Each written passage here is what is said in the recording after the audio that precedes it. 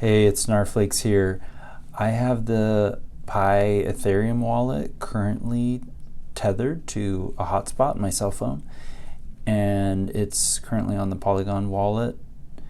And as you can see up top, there's the address of the wallet. There is a gas estimator, the Polygon network.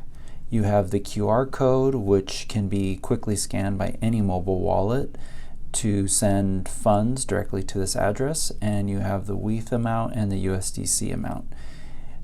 I'm going to go ahead and tap this button. This is going to refresh, directly query the blockchain for the current amounts, and if you scan that QR code, you get the Polyscan transaction history, which is kind of nice. A couple details about the simplicity of this device. It's 2 chips. It's the Raspberry Pi, which is in the back here, and it's a display chip, and those just come together here. These are the pins. It's plug and play, and then you have the micro SD card right here.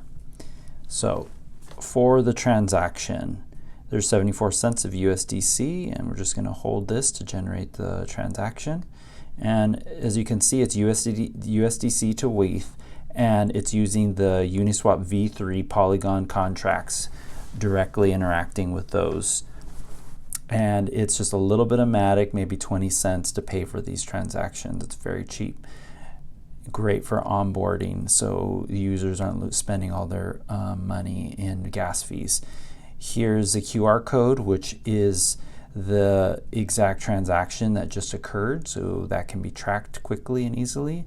And we just tap the button here to refresh our balances on the main display screen. Again, that QR code takes you to the transaction history for this account.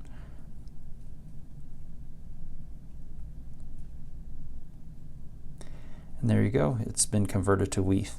Thanks for watching. Next video, we're going to talk about private key management